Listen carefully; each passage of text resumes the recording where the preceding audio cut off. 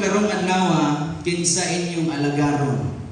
Apan alam ka nako ug sa akong panimalay kami mag-aalagad sa Ginoo. Magampo ko kadali ha. Kanimo amahan ako itugyan ang akong kaugalingon pasaylo ako sa akong mga sala. Sa ngalan ni Jesus. Amen. Kinsay nakasulay dinhi ug sinati sa kinabuhi nga kanang lisod kay pagpili.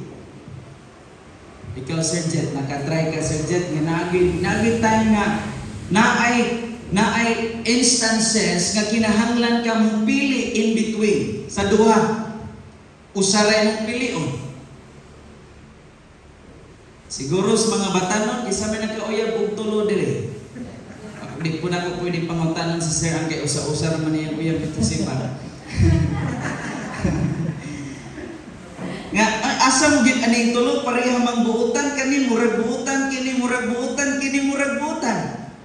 Ingon pang Pastor Abihiro iya ko nung gihimo iya gibunot-bunot. Kuha siya dito pero butangan niya timailan to iyang sa asawa niya karon.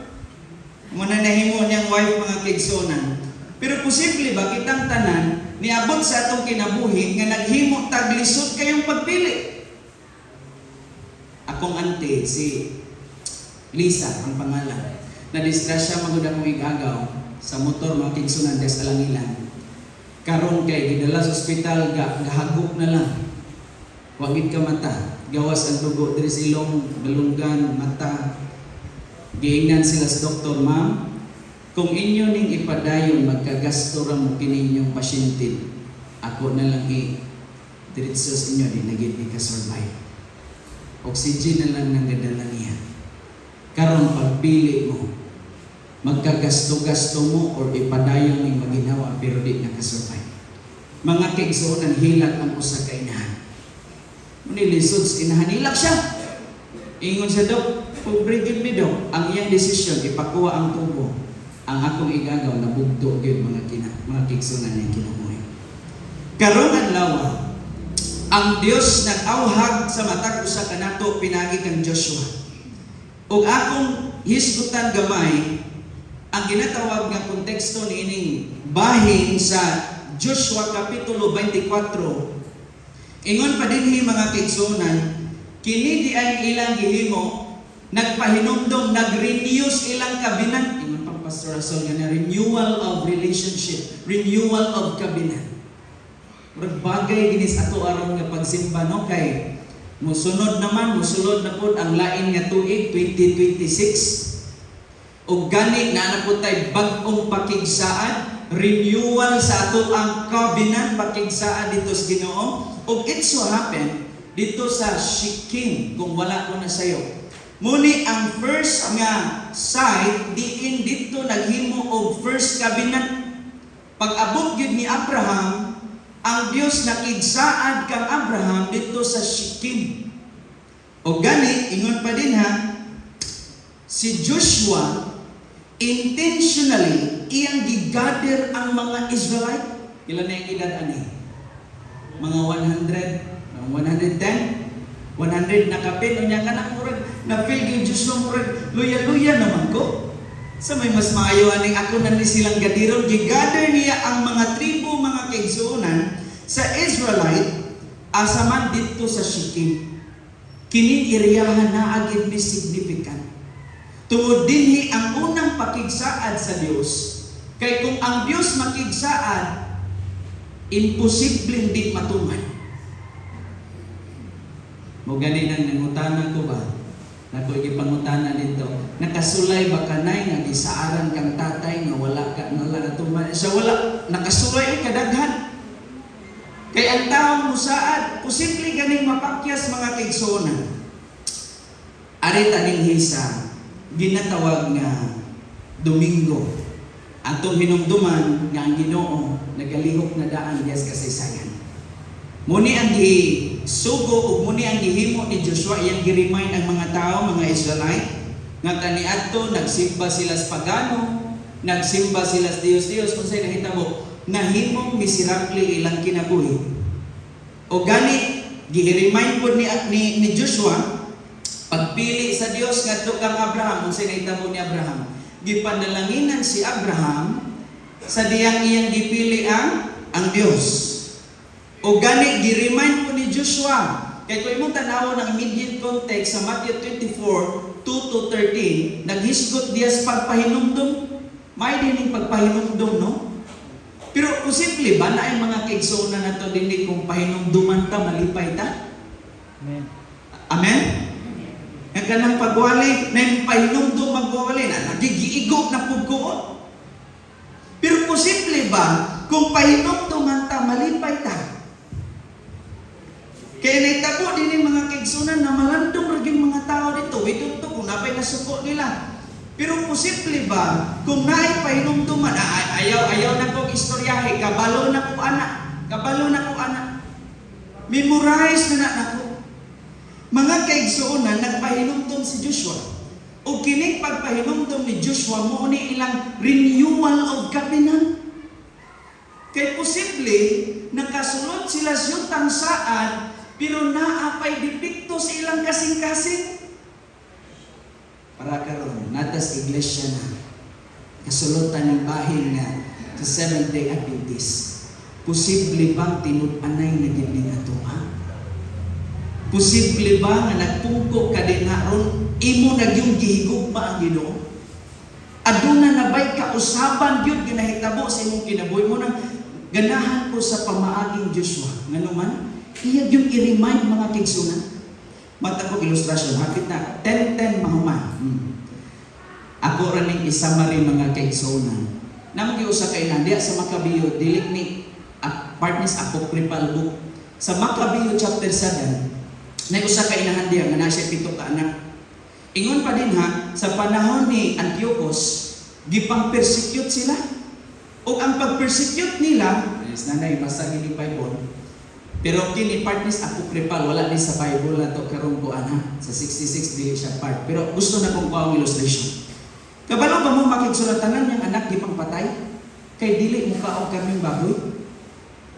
Gikan sa kamaguwangan, gikan sa sunod, hantod ikalima, ikaunom, hantod niabot na lang dito sa pinakagamay nga bata kamanghuran mga kigsunan. Tawag. Powerful kining reminder ba? Kaya dito nas pinakagamay yung mga anak ingon pa na gitirok ang ilahang mga pug gipang ibot, gipang labni. Nangaukab ko ng bagol-bagol nila. Gipanitan sila buhi mga kigsunan. Nga naman ingon sa Antiochus, kung di mo mukha na ng gamay karning baboy, patyan din mo. Ingon pa dito mga kigsunan, kining gamay bata. Ingon pa dito si ang usa ka sundalo. Ma'am, sultiin ning imong anak, patay din niron. Advise si imong anak nga mabuhi siya makagawas diri sa atong gingharian. Kabalo ba mo usa ka bata ni duol sa ginahan, ma'am. Kay gitawag siya siyang mama, dong, mura gid na ko i-remind nimo. Tan-awas palibot. Ang bata ko gatanaw-tanaw. Kay gawa pay buot bata mga kigsunan. Tanaw sa tanawas palibot dong. Kung sa imong nakita ingon ang anang ingon ng bata, ma, na ay bukid, na ay mga building, na ay kahoy. Ingon din ang inahan kabalo kadong kanang tanan, iya nas Ginoo. Ang imong kinabuhi iya nas Ginoo. Kabalo pa mo mga kigsunan? Human gipahinumduman ang pinakakamanghuran nga bata ni duol siya sa hari ingon siya, "King, putla na akong kamot." Kay ang pagpahinumdum mga kaigsunan, usanis maghatag natog kadasig, maghatag ug magwala sa atong kahadlok nga bisan unsang pagsulay, bisan kinabuhi ang nakataya, you are willing to die because na-remind na ka nga maayong Ginoo sa imong kinabuhi. Amen? Pura magwali ni at tutas Martes. Naghisgot din ni ang tinud-anay nga pagserbisyo. Ingon pa din ni ang katawhan miingon ilang pasalig, dili yun mo biya. Posible ba nga naapot tayo pasalig sa Ginoo? Karong 2026, musulod na. May nalamang, gigil ko mo biya. Pero basig ka may pagsulay, di na mo magkita sa sulod sa iglesia. Pero wala po tagahukong mga tigsunan. Ingon pa din apan gipahimagnuan sila ni Josue ang Dios balaan, dili niya tugutan Ngayon pa, tunga lang sa kasing-kasing. Kay nakita magud ni Joshua nga ang ilang pagtuo shallow lang ba? Kana bitang duduhaan, musimba kung ganahan. Busa si Joshua sa iya pangunahon na ingon pa niya hapit na magyud ko mamatay ani, kigulang-gulang na magyud ko gitapok gyud silang tanan. Gipahimungnuan gyud silang tanan mga kaigsuonan bahin sa pagkamaayo sa Dios. Ingon pa dinhi kung naa may kasing-kasing gaduha-duha diya palihog isurrender ninyo nas Ginoo. O ingon pa dinhi mga kaigsuonan, ang pag-alagad sa Dios dili lang pulong kinahanglan apan adunay tinuod nga pagtuman. Di kay nisulti ra ka magtinuod nako, mangalagad nako sa Ginoo, magsimba nako sa Ginoo, pero yun pa din ang pagtuman nga malaho tayo mga kaigsuonan. Hapit na mo alas 10, 2 minutes na lang. Gihisgutan din ang peligro sa kompromiso. Ngano nga? Kini din Dios mga kaigsuonan. Posible di ay ni. Kay kana magong Dios, akong i-define ha. Kung naay butang nga mas palangga panimos Ginoo Dios na. Adto ba? Example, kwarta versus Jesus or Ginoo. Kung mas pilion nimo usay ang kwarta di nagkakasimba. Makigsulan pa himangno lang ni. Kana di ang butang nga Dios na sa imuha. Example, cellphone. Ganahan ta ka mo set mo isimba. Unya kay dito sa inyong balay sige nag-scroll malimot naman ka. Pag atanaw nimo yung alas 12 naman paniudto na wala ka kadto simba. Posibleng Dios siya igsoon. Nga naman ang Dios di ay ang peligro niya. The moment nga imong gihigugma ang usa ka butang, it replaces God in your heart.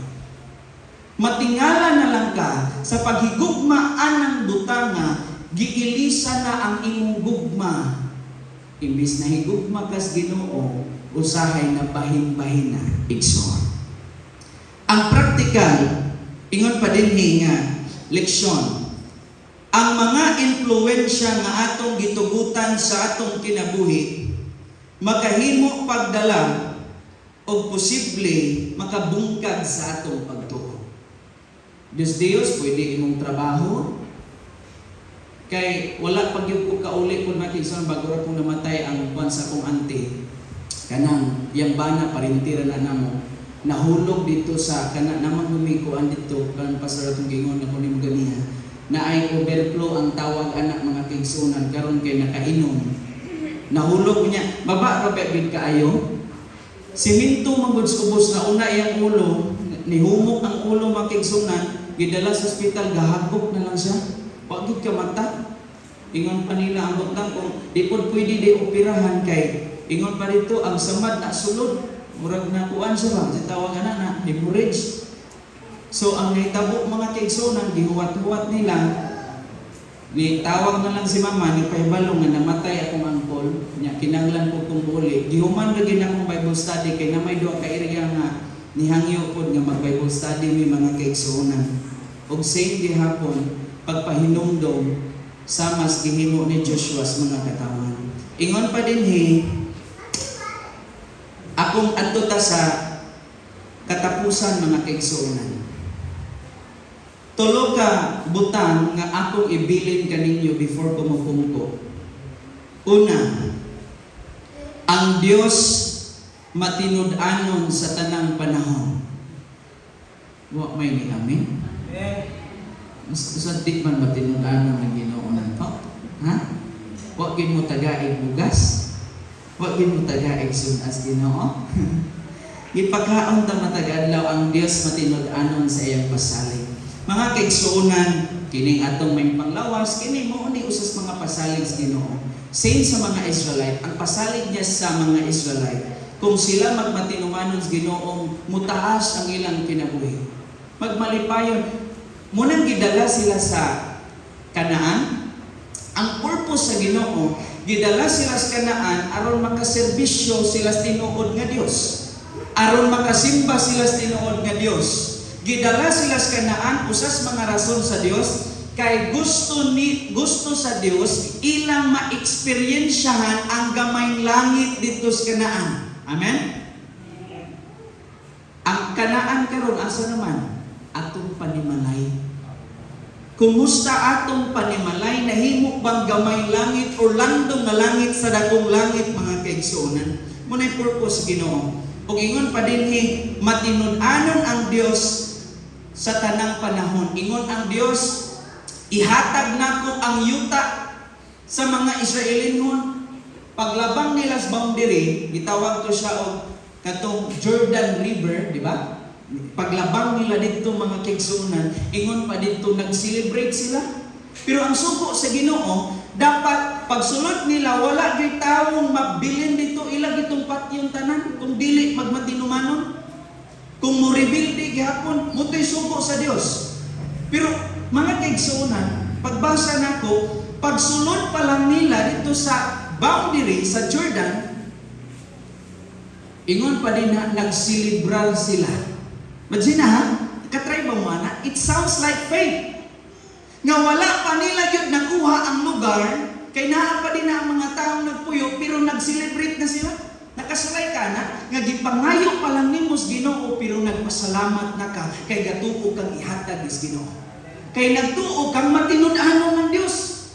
Ikaduha, kay tulo ra man ni. Ang pagtuo kinahanglan ipakita sa kinabuhi, dili sa bakbak. Sakto ba? Walay amin diyan mga igsoon. Ang pag-alagad sa Dios, ingon pa din ni, kinahanglan ipakita, ang pagtuo kinahanglan ipakita sa kinabuhi, dili sa bakbak. Kay ingon pa ni Joshua, sa dihang ingon si Joshua, pili karong adlaw. Kung sa gipili ni Joshua, apan alang ka na kung akong pamilya, pilion kong mag-alagad sa Dios. Ang personal leadership ni Joshua, di siya mamugos sa mga tao. Importante ang kami. Una mong pilion, magmatinumanon mis Ginoo. Gipakita ni Joshua ang matinud-anon una. Para gud ani, kung gusto kang magmatinud-anon ang imong anak, ang imong asawa, ikaw mabana una nga magmatinud-anon ngadto sa Ginoo. Kung gusto kang imong anak magpadayon sa pagsimba, ikaw nga ginikanan, ikaw ang maunang ehemplo. Kay ang leadership gasugod di ay sulod sa panimalay. Ug ingon pa din na mga kaigsuonan, kung ganahan kang magmatinud-anon ang mga kaigsuonan sulod sa iglesia, una sa imong kagalingon pagkamatinud-anon sa Dios. Katapusan, ang pag-alagad sa Dios usa ka personal o pamilya nga desisyon, tipo pamilya. Karon mo kita tag pangutana, 1 minute duha gyud unang pangutanan rin diri. Dayon 1 minute ang tubag. Higo gyud mga kaigsuonan. Natay 5 minutes. Okay, so akong gihangyo ng nas gawas palayo, arita dili kay no makante kayong mga bangko. Dali. Dili para magka kuan pud mo seleksyon mga kaigsuonan dali, mga kaigsuonan. Ari mo dili kay makante kayo. Okay sir, salamat kayo. Unya mo giter ko igsuon o usa ka pangutana dinhi. Usa ka pangutana. Dili ako imotubag ha. Pwede si sir. Okay, unang pangutana, usa ka minuto. Usa ka minuto tubag. Ang kultuto. Basig mamaulit ka mga kaigsuonan sa ako pang-ingon ganiha nga magbulog-bulog ta kay wala natagaig kasubaran ang atong mga pangutana. Ang atong mangihambil sa kinabuhi. Dinhi mga igsuon. Napatay 5 minutos. Ayaw mo kaulaw.